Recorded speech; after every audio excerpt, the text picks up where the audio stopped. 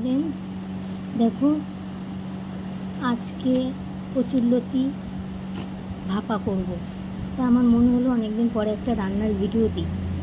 কচুরলতি ভাপা। দেখো কচুরলতিটাকে কেটে ধুয়ে নিয়েছি, একটা পাত্র নিলাম, তার মধ্যে কচুরলতিগুলো দিয়ে দিলাম।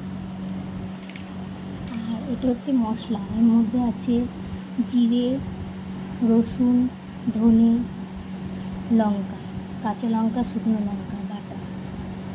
বাটাটাকে আমি এর মধ্যে দিয়ে দেবো।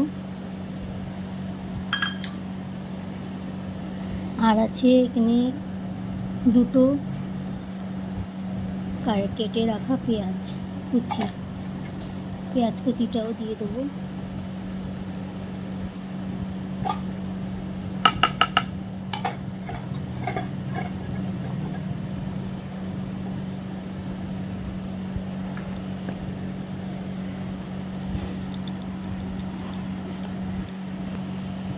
স্বাদ মতো, তোমরা যে যেরকম খাও স্বাদ মতো নুন, 1 চামচ নুন, 1 চামচ হলুদের গুঁড়ো,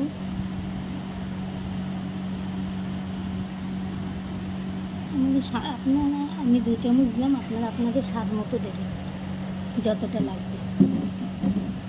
আর একটু সরিষার তেল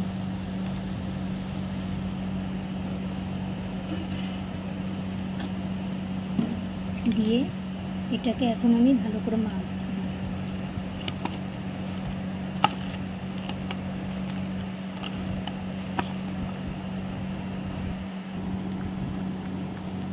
দেখো আমার এটা ভালো করে ওপর নিচ করে ভালো করে মেখে নিলাম।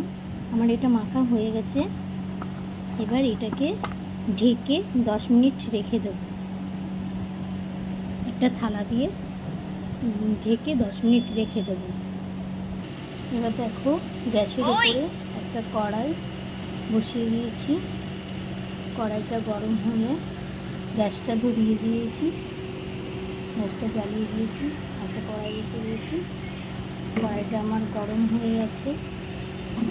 এবার ওর মধ্যে একটু তেল দিয়ে দিলাম, সর্ষের তেল। রান্নাটা পুরো আমি সর্ষের তেলেই করব। সর্ষের তেল দিয়ে দিলাম। তেলটা গরম হলে চিংড়ি মাছ দিয়ে কচুরলতি ভাপা। তেলটা গরম হলে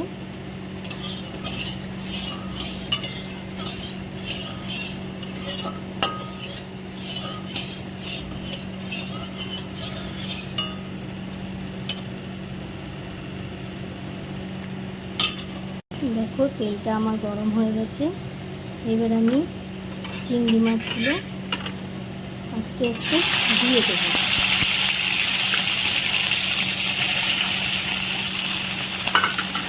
দিয়ে চিংড়ি মাছগুলোকে আমি হালকা ভেজে নেব। নুন হলুদ মাখিয়ে রেখেছিলাম চিংড়ি মাছগুলোকে। এবার দেখো আমার চিংড়ি মাছটা ভাজা হয়ে গেছে। এবার সে মাখানো কচুরলতিটা 10 মিনিট মাখিয়ে রেখে মাখানো কচুরলতিটা আমি চিংড়ি মাছের মধ্যে ঢেলে দেবো।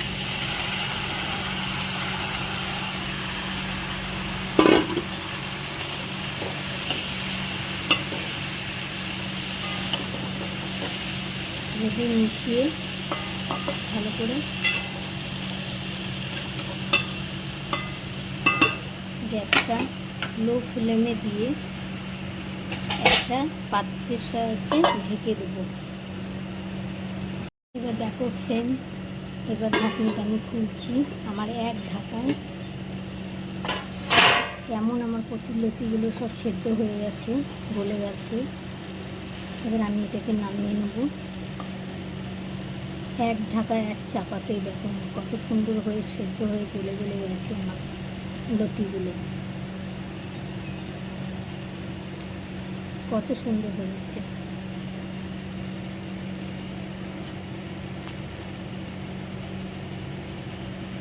দেখুন কত সুন্দর মোলায়েমভাবে সেদ্ধ হয়ে গেছে লতিগুলো। ওই পেঁয়াজের জল ছেড়ে আর মশলার জল ছেড়ে সিদ্ধ হয়ে গেছে আমার লতিগুলো। আমার রেডি হয়ে গেছে। কচুরলতি ভাপা। এখন আমি এটাকে নামিয়ে সার্ভ করব। এখন এটাকে আমি নামিয়ে নেব।